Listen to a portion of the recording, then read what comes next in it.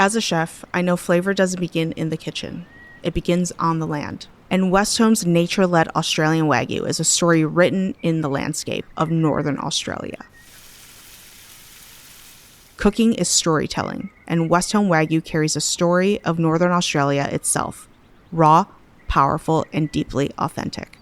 It's a testament to the passion and care raised in the rhythm of Northern Australia. I'm Chef Maylin from 88 Club in Los Angeles, and I invite you to visit westhome.com/Maylin to learn more and taste a story only Westhome nature-led Australian Wagyu can tell. That's westholme.com/MEILIN. This episode is brought to you by Indeed. Stop waiting around for the perfect candidate. Instead, use Indeed sponsored jobs to find the right people with the right skills fast. It's a simple way to make sure your listing is the first candidates see. According to Indeed data, sponsored jobs have 4 times more applicants than non-sponsored jobs. So go build your dream team today with Indeed. Get a $75 sponsored job credit at Indeed.com/podcast. Terms and conditions apply. Predator Badlands, now streaming on Hulu and Hulu on Disney+. Here, you're not the predator. You're the prey. Prey. Prey. Prey. Prey. Prey. Prey. Prey. Critics are saying it's epic, stunning, and breathtaking. Many have come here. None have survived. Predator Badlands, now streaming on Hulu and Hulu on Disney+, rated PG-13.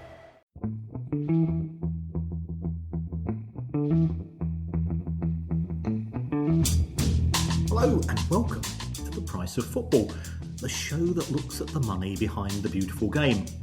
With me, Liverpool University's Kieran Maguire, and no Kevin Day, because Kevin is currently in an anti-gravity tank, getting fixed following his accident.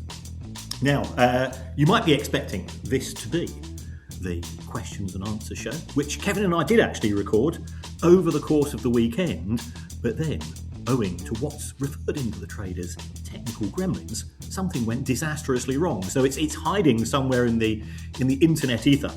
However, we did have a show scheduled today. There's been an awful lot of football club manager dismissals and changes in this season. So we thought we'd talk to somebody who really knows what's happening. And we're absolutely delighted to be able to interview Nick Humphreys, an employment and sports lawyer with the law firm Penningtons Manches Cooper.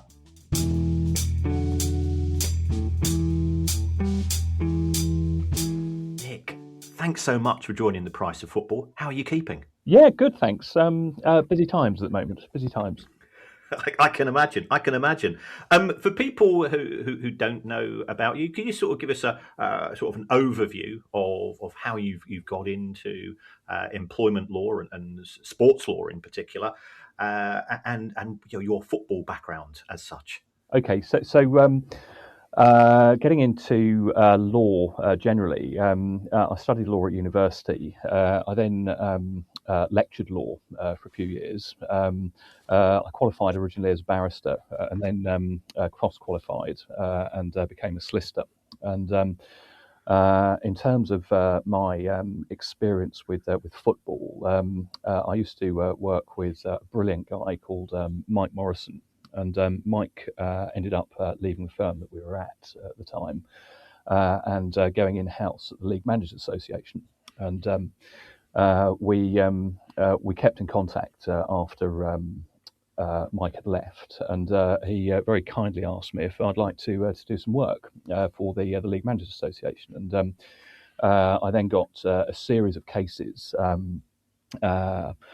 back to back with, and this was at the point in time at which manager claims started and indeed finished in the civil courts. So whereas with now we have all claims being dealt with by way of arbitration. So that was really it. That's going back. That's well over 10 years ago now that I started doing the manager claims. Then other areas of sport have followed. So there's been tennis, Formula One, and last year I did a big sports investigation in relation to rowing as well. So Wow. it's all things are welcome at my door related to sport. Amazing. And now you mentioned there resolution via arbitration. Mentioning no names, but what would be sort of the standard process? Because we hear that a manager has left. It's never described as sacked. It's always has left the club, and then there's normally a press release from the club. Tends to be silence from the manager. Is that part of the agreement? Just sort of talk us through sort of the standard approach where perhaps you get involved, who you get the call from, and so on. Okay, so what will typically happen with a manager termination is that at the outset, the manager will either deal with the very excellent Lindsay Gordon at the League Managers Association. So Lindsay is the for those who don't know, she's the director of legal services at the LMA, and Lindsay and her team deal with the vast majority of manager terminations. The other possibility is that the manager might have his own legal team, which is engaged via an agent. And so what will happen is that there will be discussions about the way in which the termination is to be dealt with, and as part and parcel of the discussions, announcements will be made on both sides, which deal with the termination. So that's fine. And the ones that don't settle, they end up going through, depending upon which league you're dealing with, either the Premier League Managers Arbitration Tribunal for Premier League managers, or for managers lower down the divisions. They'll be dealt with under the FA Rule K arbitration scheme. And so what happens with both of them is that once you get locked into the realms of arbitration, the first step that will happen is that there'll be either a mediation or a round table discussion between the parties. So mediation is essentially shuttle diplomacy with a third party mediator involved, and the idea with mediation and indeed the round table discussions is that you get to a consensus, and the general principle with mediators, if you ever speak to a mediator, that they'll tell you that all good mediations will result in a situation in which neither party is happy with the outcome, and that's the ideal bite point. However, not all cases are capable of resolution, and with certainly with the Premier League managers, you're looking at often very sizable termination payments, and one of the comments that has been made a number of times on the pod is that what you're looking at is that each pound that is taken away from the first team squad is a pound wasted, and so what you're looking at if you're the club. Up to a point, and I'll come back to this point in a second, is that you're potentially trying to reduce the value of the settlement that you're making. And just going back to the red line on that, what happens is that with all football manager contracts, there are a series of terms that have to be included in the contract, and unlike with football players, where there is a standard form contract, and there is then a schedule that's attached, which is the piece that deals with remuneration.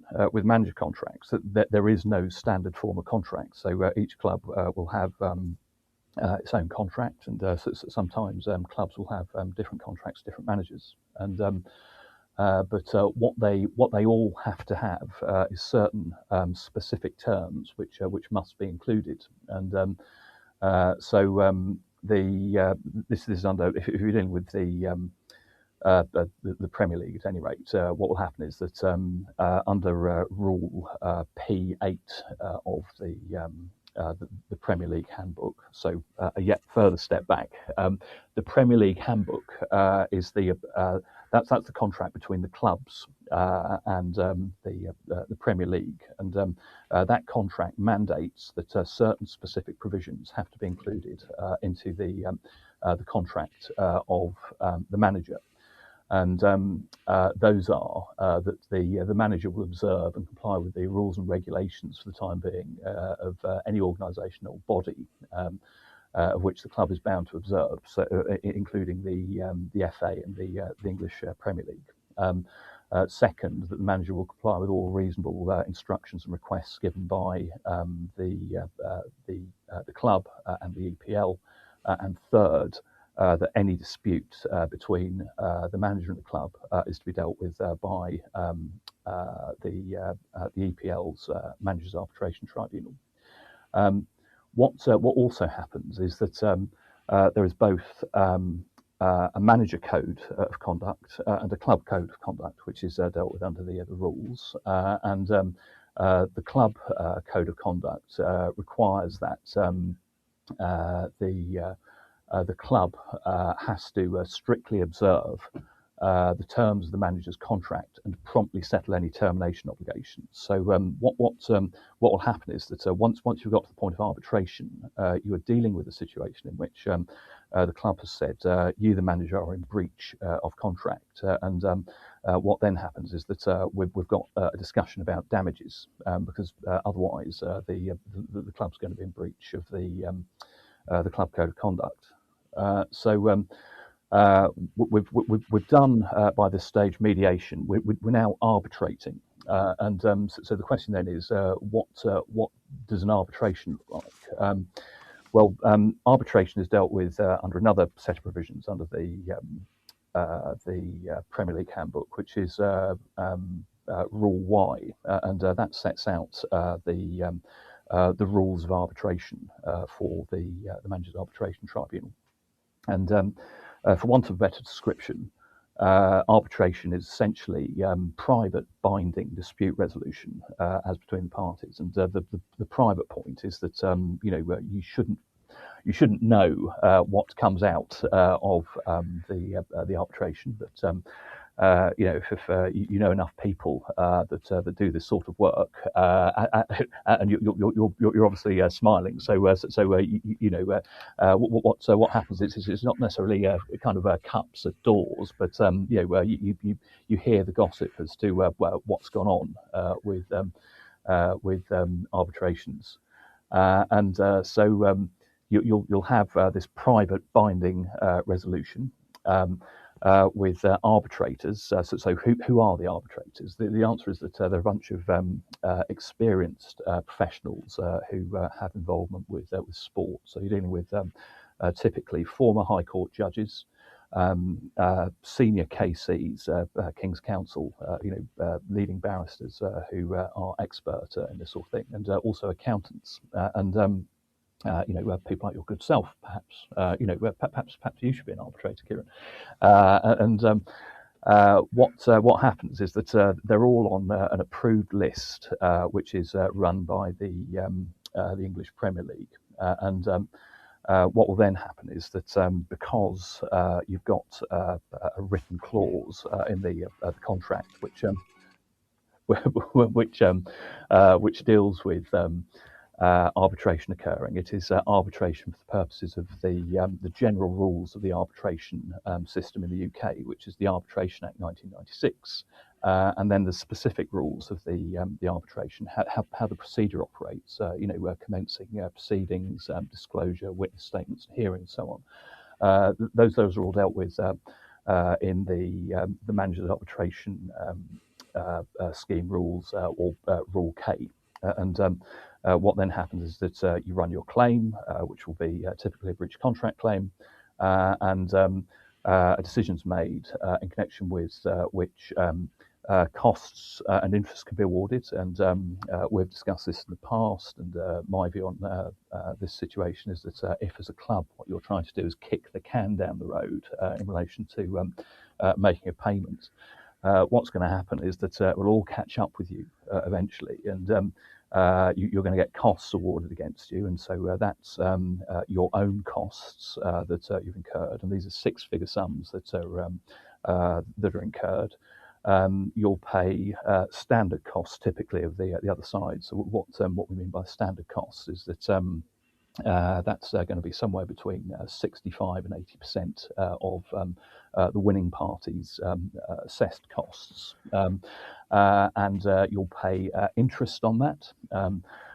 So interest is not, kind of high street bank account interest. It's court judgment interest, and that runs at the rate of about 8%. And so you end up with what is essentially stupidity tax, which is being paid on these sums. Which, if you've done it tactically to avoid being in breach of the PSR or the squad cost ratio, depending upon what year you're dealing with, all you're doing is borrowing from a future year to cover the cost. And if what you're doing is that you're sacking 2 or 3 managers in the course of a season, it's an expensive game. Yes, yeah, short-term decision-making in football. Yes. Are words that are sometimes, occasionally, Nick, mentioned in the same sense. You mentioned there about breach of contract as far as the club was concerned in dismissing the manager. For me, if a centre forward misses a penalty and you get a draw, you lose a match, how can that be breach of contract? It does seem that the manager's responsibilities are limited, but he's effectively going to have to go and take the can for what happens on the pitch. Yeah, well, what happens with managers is that there's a variety of different ways in which, if you're an unscrupulous club owner, and perish the thought there might be any of those. What happens is that you can skin the manager. And so what happens with the manager is that the manager's code of conduct, for example, sets down a variety of different rules for the manager. Strictly observe the employment contract and not enter into discussions with other clubs. In my time, I've dealt with one of those. You can't tap up employees or players at other clubs. You've got to comply with the laws of the game. You've got to have a fair and effective disciplinary policy for the players. There's a case going on at the moment in the Employment Tribunal, which deals with the next one, which is not using racist or discriminatory language. You've got to take reasonable steps to ensure that players accept on-field decisions. So how are you going to do that? Presumably, yeah, that's your reasonable disciplinary policy coming into effect. I mean, as a QPR fan, we had the famous incident of Joey Barton at Manchester City. How do you cater for a situation like that? You've also not got to criticise match officials, which there are certain managers who have over time had a propensity for doing that. You can't have conflicts of interest. You've got to report any breaches of the rules to the league. Got to behave ethically, and you've got to promote the reputation of the game. So that's just under the code of conduct. And then there's all sorts of other things that are implied into contracts of employment generally. So for example, in every single contract of employment, there's an implied term of trust and confidence. So, there's been a relatively good example this season, which can go unnamed, I think, but of a manager who got into a public spat with the owner of the club. Is that a breach of the implied term of trust and confidence? Who knows? These are the sorts of things that managers can be hauled up for, and it's not necessarily the performance of the players on the pitch. although you can have managers who, for whatever reason, that they just don't gel with the players, and you end up losing 6 straight games, and that's it. You're out. There's a very good book about this called "Living on the Volcano," Yes. which is Yes, I've read. Yeah, brilliant book. Yeah.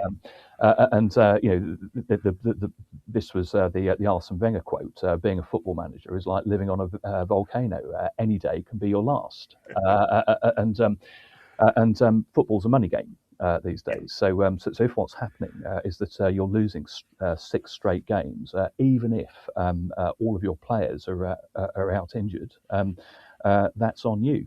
And what happens is that you're terminated at that point, and the termination has to be in accordance with the contract for 2 reasons. Number one, we've got the requirement under the club code of conduct, and number two, if you don't terminate in accordance with the terms of the contract, you end up with a breach of contract claim against you, with damages then flow from that. And what happens with a lot of these sorts of situations is that you see manager claims for multi-million pounds, and as a fan, you might sit there scratching your head, thinking that are we as a club not rewarding failure here? The situation is that nobody held a gun to the club's head when they awarded the 4-year contract. And so all the manager is doing in that situation is that if he is or she is standing on their contractual right to get damages, is ensuring that the contract is properly performed. There's the primary obligation to run the contract in accordance with its terms, and if you don't do that, there's a secondary obligation which the law enforces, which is to damages, and the value of the damages is the value of the unexpired term of the contract, less mitigation, and mitigation is taking steps to find an alternative job paying the same as or better, and that's not necessarily easy. I mean, the League Managers Association, for example, keeps statistics on what happens with first-time appointments. And if you're a first-time manager and you've got a long contract and you are terminated, the statistics are that you're probably not going to get another job again. I mean, the statistics from I think it was 2014, 2024, 2025 were that 56% of first-time managers never get another manager's job again. Wow. Precarious job. It is.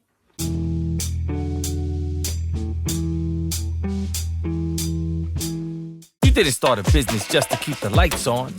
You're here to sell more today than yesterday. You're here to win.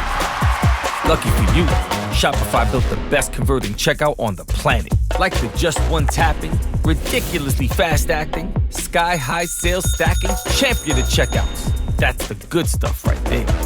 So if your business is in it to win it, win with Shopify. Start your free trial today at shopify.com/win. Nothing brings people together quite like Team USA at the Olympic Winter Games. From NBC Universal's iconic storytelling to the innovative technology across Xfinity and Peacock, Comcast brings the Olympic Games home to America, sharing every moment with millions. When Team USA steps onto the world stage, people aren't just watching, they're cheering together. This winter, everyone is all on the same team. Comcast, proud partner of Team USA.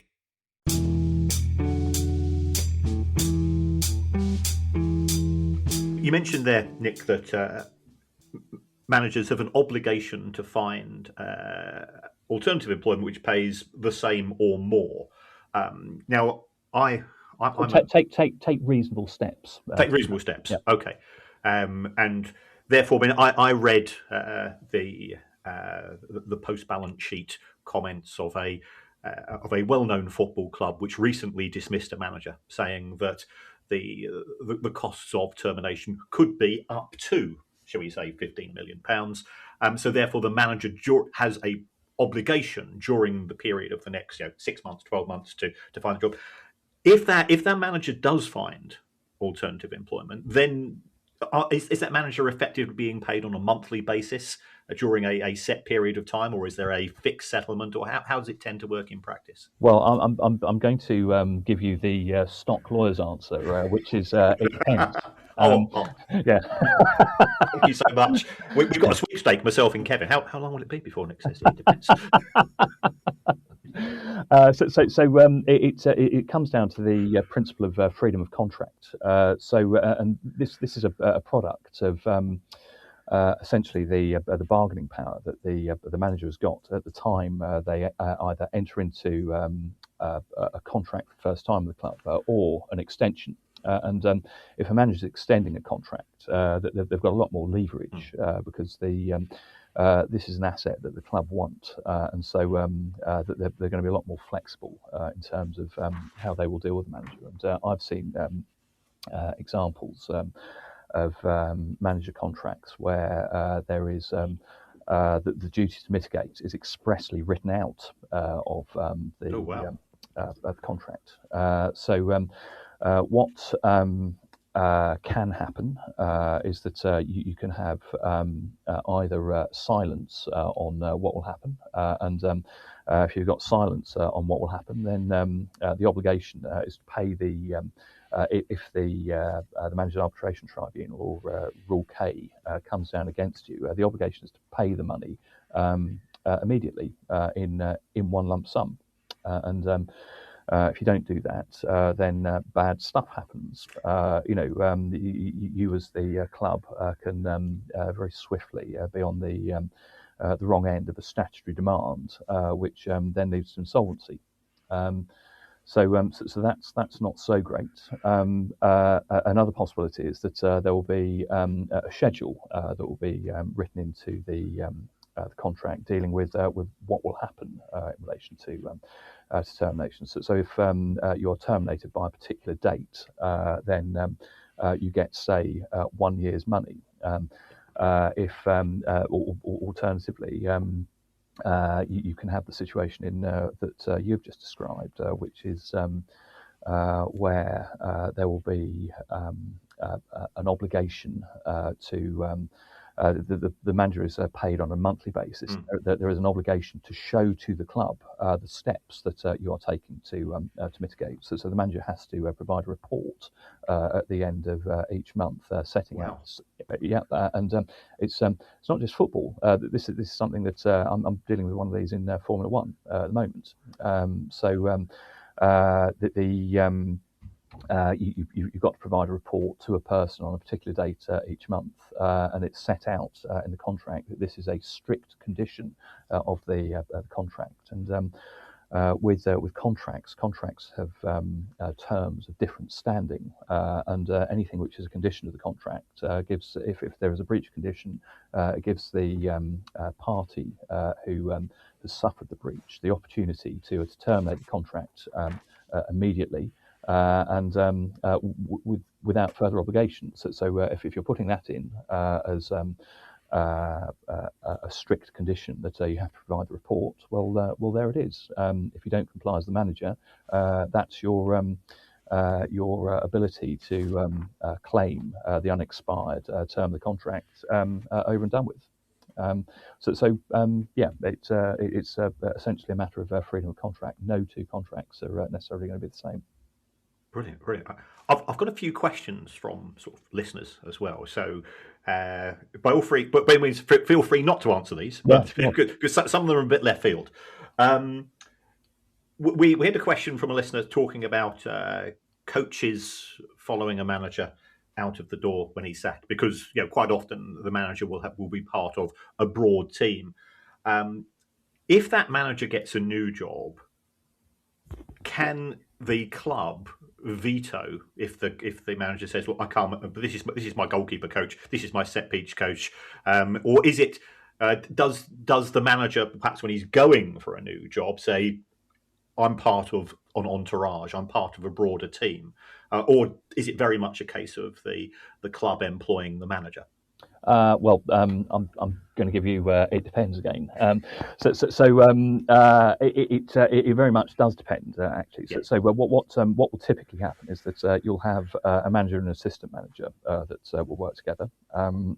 That's not remotely uncommon. And in point of fact, I did a case back in 2016. It's a reported High Court case. So it's Nigel Gibbs and Leeds United, and there was actually a comment in the case about assistant manager terminations, and the High Court judge in that case took the view that when the manager gets fired, it's so well known that the assistant manager is tied to the tactics and the regime that they will inevitably follow, and that's why they get a fixed term contract, because Right. What will then happen is that there'll be a period of there's an expectation of a period of unemployment that will follow.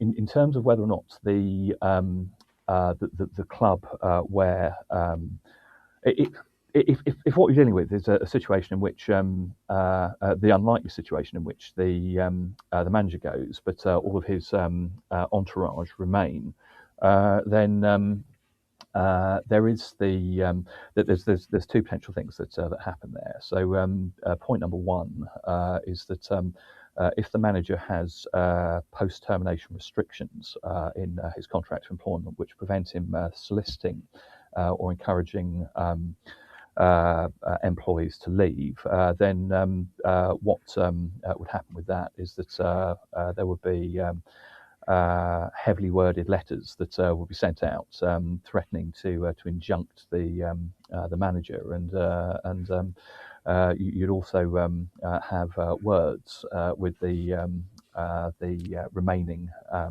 entourage of the club.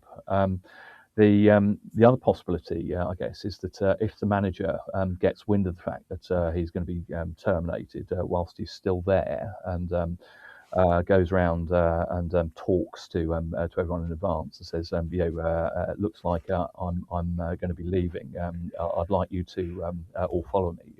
There's an implied term in all contracts of employment of fidelity and faithful service, and tapping up people when you're already at the club. That you're leaving would be a breach of that, and moreover, once you go to the new club, you're then bound by the manager's code of conduct in terms of how you can deal with people at other clubs, and so what you can't do is approach them, so all ends up it becomes slightly difficult for the manager unless there is approval for the manager to do so. If everyone is out of work, then what restrictable interest has the club got in seeking to restrain a manager and a team that worked with him from going to another club? I mean, the reason he got rid of them is because Yes. you think they're pants. So you're going to be wanting to inflict them on another club rather than restrict them, I'd have thought. Absolutely. I mean, we've been very much focusing on the club dismissing the manager. Is there an opportunity for sort of a quasi-reversal of that? Sort of the manager dismisses the club? Because, for example, if the manager was promised a transfer budget of 100 million, and then the club says, "Oh, we're only going to give you 60, or we're only going to give you 20," could the manager try to enforce that, to engineer a way out of the door by saying, "Well, my professional reputation will have suffered, and therefore I feel that I'm at liberty to leave," and then by pure coincidence he ends up at a different club. Yeah, well, that's something that. So what you're looking at there is the concept of what's called constructive dismissal.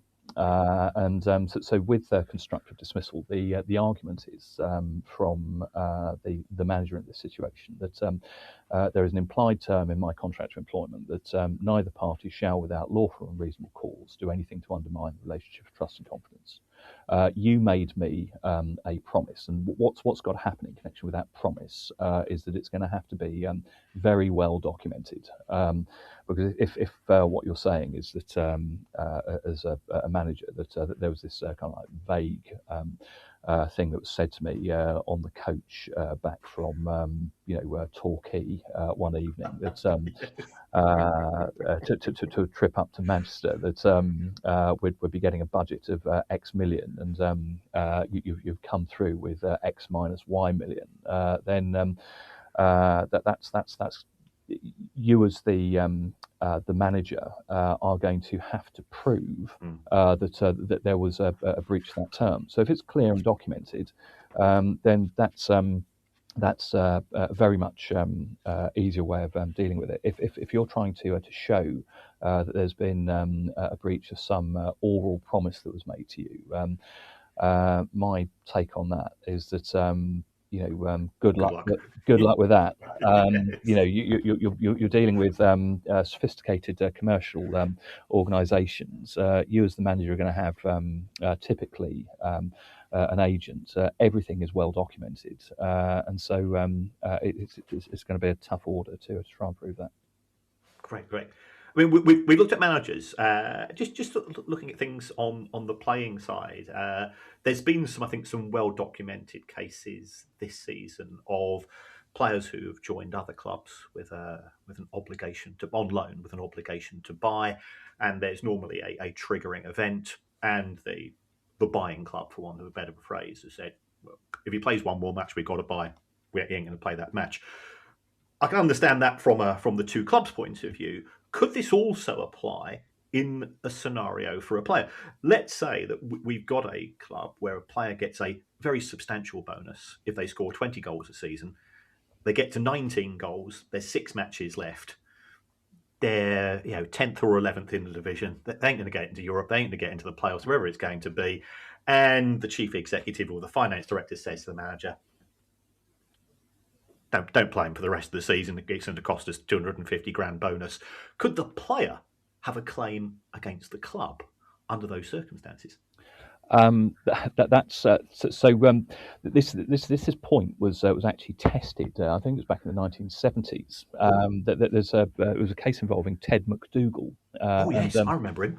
Yeah, the principle from that case, as I recall, and this is being on the spot here. All errors on this are mine and mine alone. The principle that came out of the case was that it's difficult essentially for a player to be able to say that he has a right to play, a right to work, and that's ultimately the issue that you're looking at in this situation, which is whether or not there is an implied right to work for players, and if what's going on is that there is the possibility that the manager might want to, it's the end of the season, everyone's got their Mykonos heads on, and what they're trying to do is bring through some kids for the next season. Then that's a possible argument. We were doing this for the development of other players, and you don't have a right to work. If there is documentation sitting around, there are WhatsApp or emails, being old-fashioned. Can't imagine anyone being stupid enough to put something like that in an email. But we're talking about football clubs, so some things do happen. They probably still use faxes. Or not. Yeah. It's potentially discoverable, and if it was done in bad faith with a view to avoiding payment, there's there's a High Court banking case called Barclays and Tacax, which deals with this sort of situation. If you're doing something deliberately to avoid making a payment, then it's potentially a breach of the implied term of trust and confidence. So, would there be a claim? Possibly. Would I like to run it? Probably not. Unless it's very clearly documented, it would be speculative at best, I think. Brilliant. And I appreciate it. I've taken a lot of your time, but just sort of two or three more, probably possibly quick ones. Referees, tough job. Okay, get an awful lot of attention. Yeah. Could we have a situation where a player sues PGMOL because a wrongly disallowed goal cost them a bonus? And taking this a stage further, could we see a club sue the PGMOL for being relegated on the back of an incorrect decision? And I'm sort of linking this into we had a lot of fuss about VAR and so on at present as well. And as a QPR fan, you don't have to endure the joys and travails of VAR on a weekly basis. Well, no, we don't score enough goals. Certainly over the last 3 games, I think we're to nil on every single result. But going back to the question, I'd say that what you're going to have to do is be able to rely upon a duty in either contract or tort. Contract, would there be a contract between a player and PGMOL? No. The only way in which it would work as a player is if you could show that the referee had been negligent. Right on cue, Finley. You can tell this is a genuine show. Postman's just wandered up. Kevin, the postman's just wandered up the drive.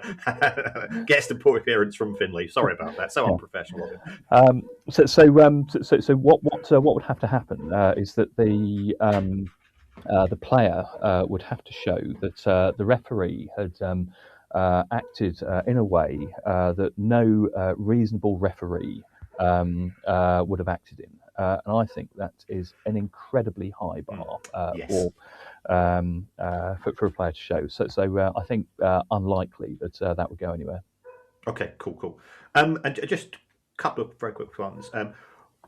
Why do you think that football fans seem to demand, in my view, a ridiculous amount of information and transparency about a footballer's contract and employment terms that they wouldn't necessarily accept from, say, somebody like Michael McIntyre or somebody else working in the broader entertainment industry?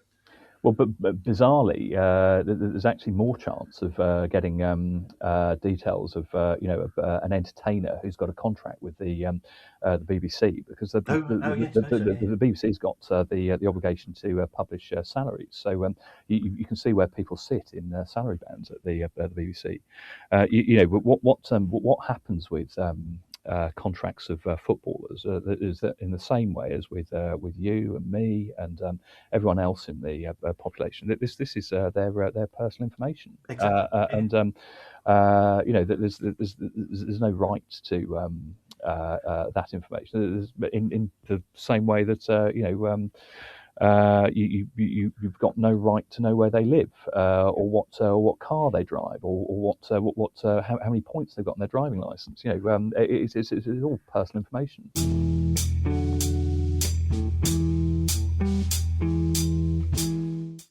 Ryan Reynolds here from Mint Mobile with a message for everyone paying big wireless way too much. Please, for the love of everything good in this world, stop. With Mint, you can get premium wireless for just $15 a month. Of course, if you enjoy overpaying, no judgments, but that's weird. Okay, one judgment.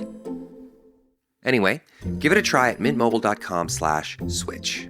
Upfront payment of $45 for 3-month plan, equivalent to $15 per month required. Intro rate first 3 months only, then full price plan options available. Taxes and fees extra. See full terms at mintmobile.com.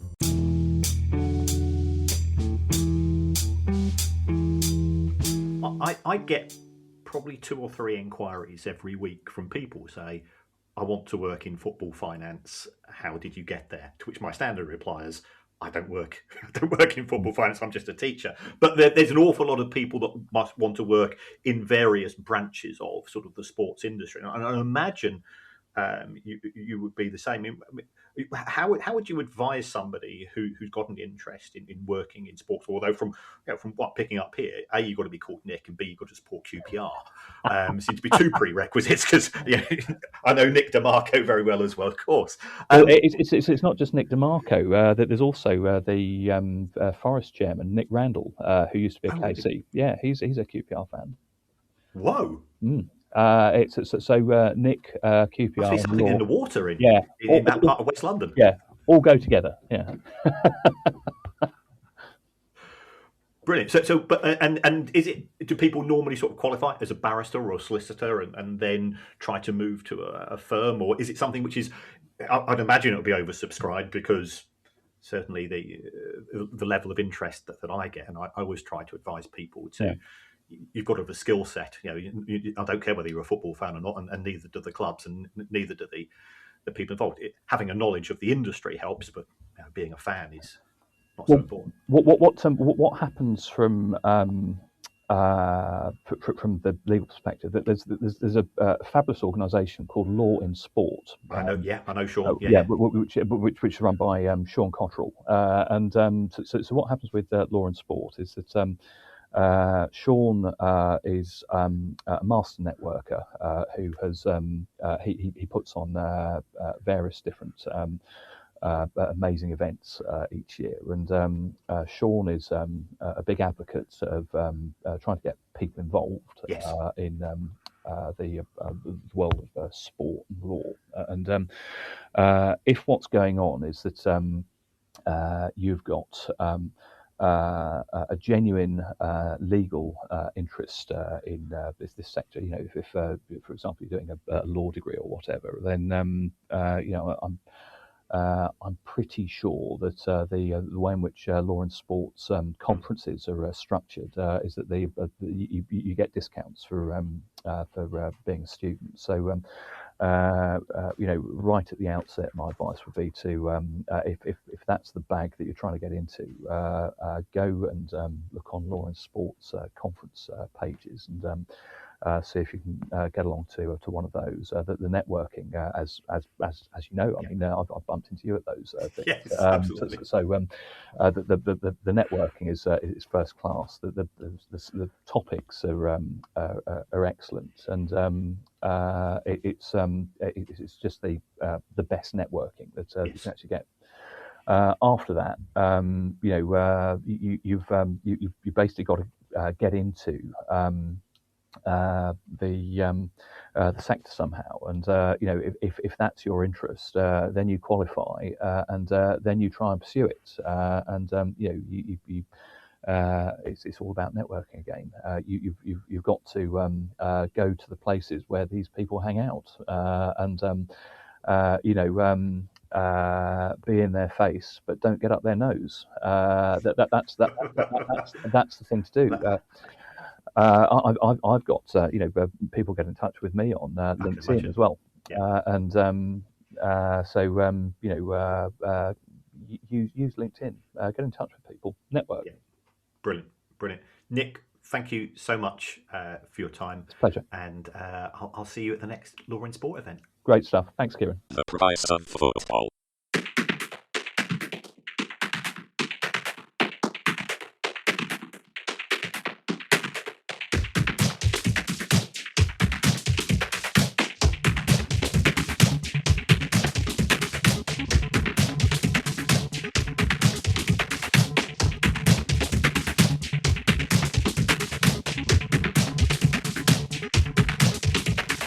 The price of football.